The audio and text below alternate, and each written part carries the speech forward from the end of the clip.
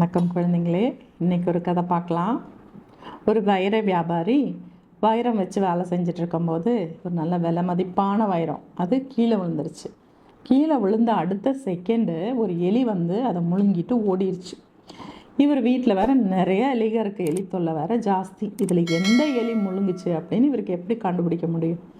இவர் போய் ஒரு ஆளை கூப்பிட்டு வந்தாராம். அந்த ஆள் நல்லா கன் ஷூட் பண்ணுறவன்.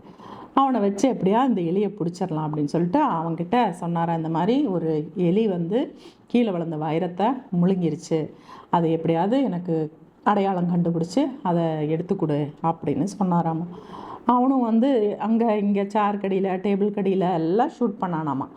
அப்போ எல்லா எலிகளும் சேர்ந்து ஒரு கார்னருக்கு போயிருச்சாமா.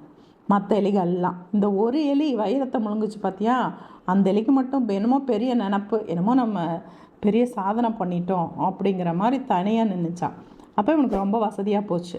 இவன் கரெக்டாக அதை குறி பார்த்து சுட்டு அது ஸ்பாட் அவுட் எடுத்து வயத்தை கிழிச்சு பார்த்தா வைரம் அதில் இருக்குது. அப்போ இவர் வைர வியாபாரி கேட்டாராம், எப்படிப்பா உனக்கு எப்படி இது தோணுச்சு? தனியாக நிற்கிற இந்த எலிக்கிட்ட தான் வைரம் இருக்குன்னு எப்படி உனக்கு தோணுச்சு?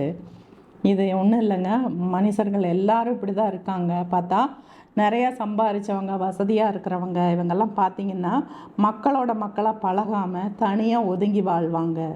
கஷ்ட காலத்தில் அவங்களுக்கு தான் யாருமே கை கொடுக்க இருக்க மாட்டாங்க. அவங்களுக்கு வந்து 1000 கோடி பணம் இருந்தாலும் சொந்த பந்தமோ மக்கள் சூழ வாழ்கிறது தான் இன்பம்ங்கிறது தெரியாமையே வாழுவாங்க, தனிச்சிருப்பாங்க. அதுதான் நிறைய மக்கள் இங்கே இருக்காங்க, அப்படி தான் இருக்காங்க. அதை வச்சு தான் நான் யூகித்து இந்த எலியாக தான் இருக்கும்னு அதை ஷூட் பண்ணேன்.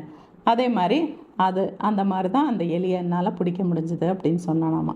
இதிலேருந்து என்ன தெரியுது குழந்தைங்களே, நம்ம செல்வத்தால் எவ்வளோ உயர போனாலும் மக்களோட மக்களாக கலந்து வாழ பழகிக்கணும். அதுதான் நம்மளுக்கு என்றைக்குமே உதவியாக இருக்கும். கரெக்டாக இன்னொரு கதையோடு உங்களை சந்திக்கிறேன்.